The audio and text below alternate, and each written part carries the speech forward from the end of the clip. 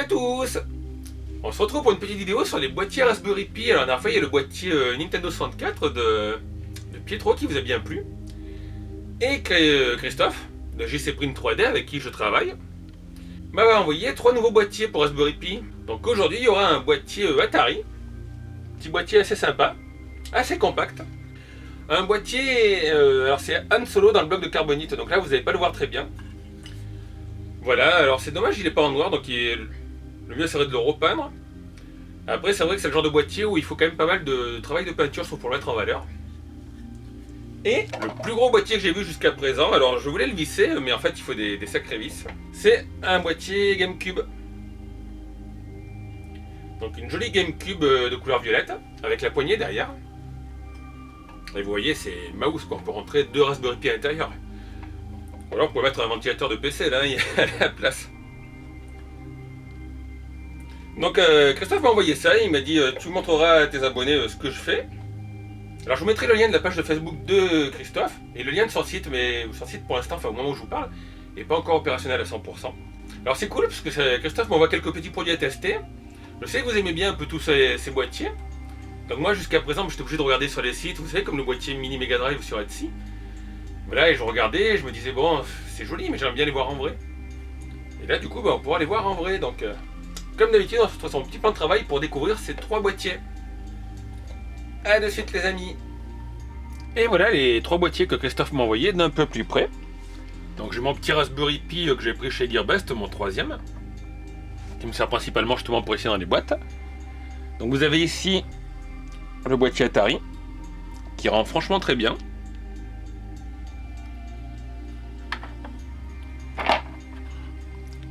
Vous avez ici le petit boîtier, comme je vous ai dit, avec Han Solo.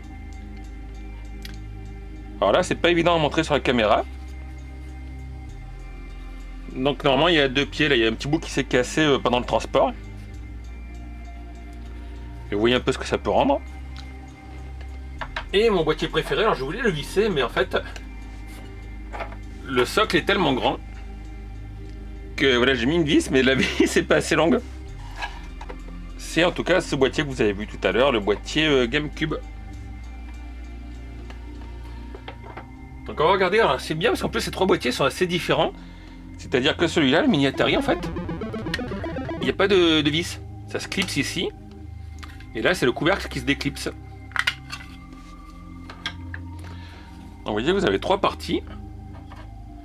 Alors comme d'habitude, vous pouvez mettre votre Raspberry Pi à l'intérieur. Voilà, je l'ai calé. Alors en fait, il faut rentrer ce côté en premier. Donc après, vous pouvez le visser, bien sûr. Mais pas de vis sont préparés pour. Ici, vous avez le support pour la carte SD. Et vous remettez tout simplement le couvercle. Hop. Et la petite façade avant. En plus, vous avez vu, c'est gravé RPI 3. Donc l'avantage de ce boîtier, c'est qu'il est assez ventilé. Dessus, là vous le voyez, c'est des grilles d'aération.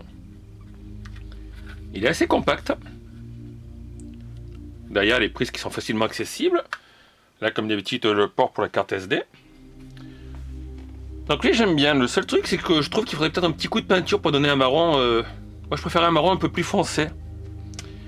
Là, le plastique d'origine, donc voilà, il est beige, mais je trouve un peu trop clair à mon goût. Par contre, le boîtier est vraiment superbe. Donc vous voyez, l'avantage, c'est qu'il prend pas beaucoup de place. Contrairement au dock Neo Geo, vous avez vu, qui était énorme. C'est du solide.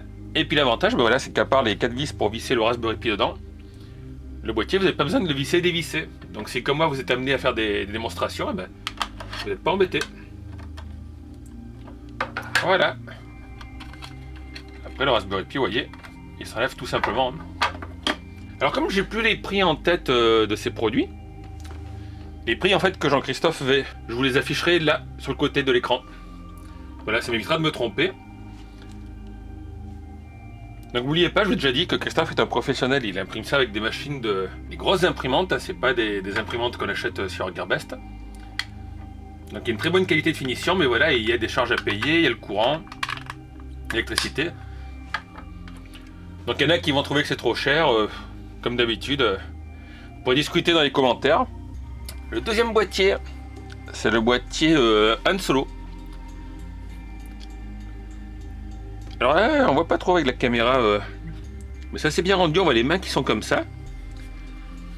Donc bah lui il fera le peindre en noir éventuellement. Et alors lui c'est un autre système en fait, c'est des clips. Voilà, donc vous voyez c'est assez vite assemblé.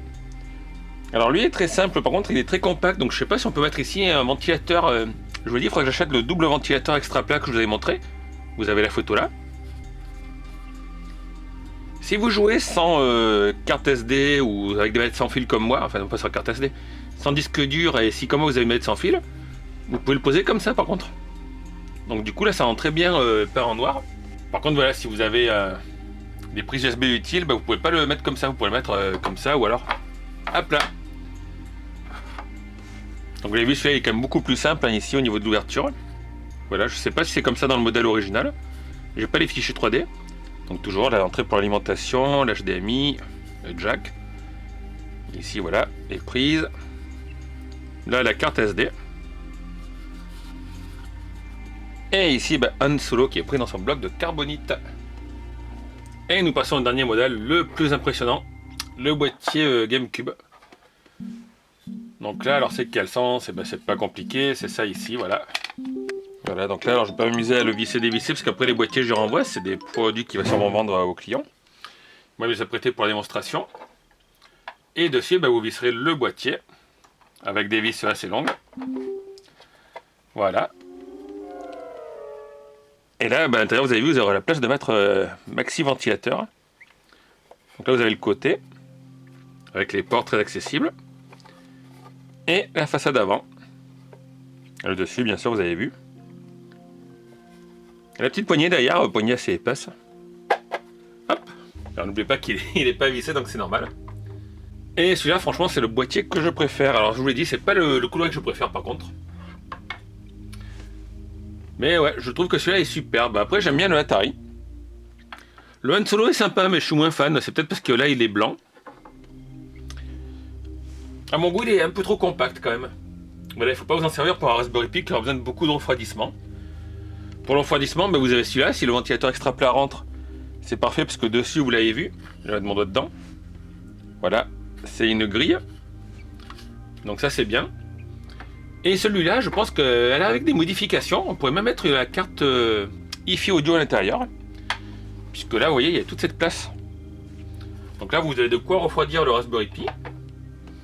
Éventuellement rajouter une carte, ou pourquoi pas, pour celui qui s'y connaît un petit peu, qui modifie les fichiers, rajouter un truc pour ranger des cartes SD, ou alors, pour aussi cacher des sous.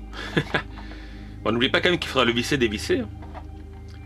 Mais là, ouais, je suis sûr que la carte Hi-Fi pourrait rentrer, il suffirait de faire des trous ici. Et ça ferait un chouette boîtier qui permettrait de jouer au jeu, et aussi de servir, vous l'avez vu sur ma vidéo de Rune Audio, avec les cartes Hi-Fi DAC, vous aurez un son de haute qualité. Donc voilà, j'espère que cette petite vidéo vous a plu. Alors n'hésitez pas à laisser vos commentaires. Donc pour tout ce qui est questions techniques, vous pouvez le mettre sous la vidéo, Christophe répondra. Dans la description, je vous mettrai le lien vers sa page Facebook et vers son site internet, qui au moment où je vous parle, je vous l'ai dit, n'est pas encore en route. Les prix sont indiqués dans la vidéo. Après, pour tout ce qui est questions voilà, sur l'impression et tout, combien de microns, tout ça, n'hésitez pas à y poser les questions. Donc en tout cas, j'espère que ça vous a plu. C'est des petits boîtiers voilà, assez originaux. Alors enfin, je demande d'essayer de faire un boîtier Mega Drive. J'avais vu ça. Vous êtes nombreux à me l'avoir montré, un petit boîtier Sega Mega Drive. Et j'avais vu aussi un boîtier Amiga 1200. Donc ça je sais pas. Enfin, j'y propose. N'oubliez pas non plus que voilà, il y a quand même pas mal de temps d'impression. Donc ces machines tournent beaucoup. Donc s'il y a des commandes de clients, il peut pas faire ce que moi j'aimerais qu'il vous présente. Donc en tout cas, comme d'habitude, je vous dis, n'hésitez pas à laisser un petit commentaire sur ce que vous pensez de ces boîtiers, comment vous les trouvez.